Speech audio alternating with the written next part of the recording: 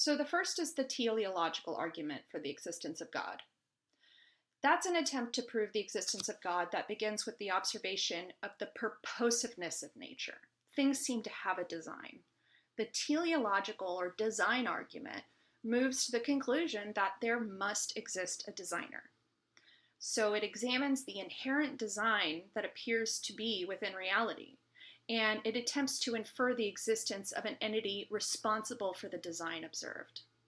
Thomas Aquinas made a design argument as such.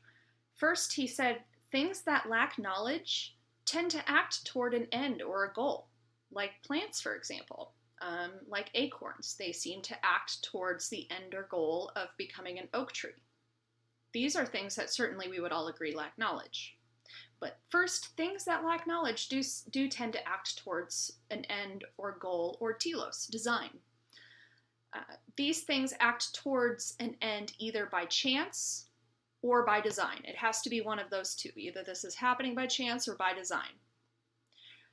He argues that the lack of knowledge is obvious, so it can't be by chance.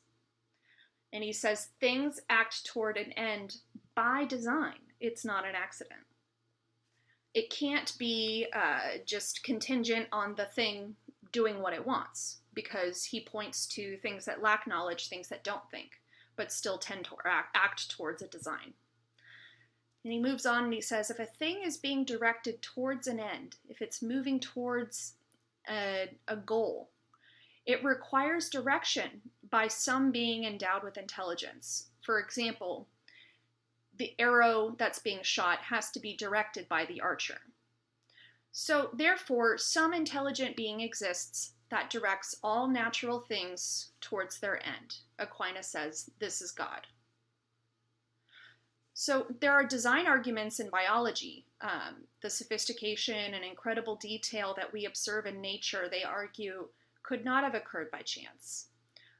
They make the watch designer argument, which is, imagine you were walking along the beach and you found a watch. You would assume that someone intelligently made the watch. You would assume the existence of a watch designer. It would only be logical. So design arguments are inductive. In all things we have experienced that exhibit design, that seem to have a design, we have experienced a designer of that thing, like with the watch. The universe exhibits order and design. So given that all the things we've experienced so far seem to have a design, the universe must have a designer. So the designer of the universe is God. That's the teleological argument. The cosmological argument is often referred to also as the unmoved mover argument. Aristotle posited that the universe must have started, all things must have started based on the original cause, which Thomas Aquinas, baptized Aristotle and said that that unmoved mover at the very beginning of it all was God. The cosmological argument states that all things in nature depend on something else for their existence. They're contingent. They're not necessary, right? They just depended on something else.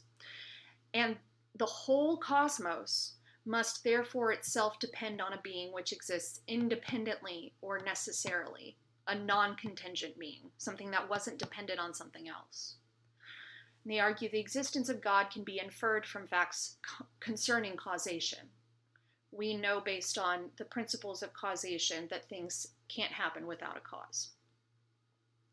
Finally, the ontological argument was famously espoused by Anselm of Canterbury, who lived in 1033 to 1109. He defined God as a being than which no greater can be conceived. And that was a very famous line, that God was a being than which no greater can be conceived. This idea of a being than which none greater can be conceived is within our understanding. And it is greater to exist in the mind and in reality than to exist in the mind alone.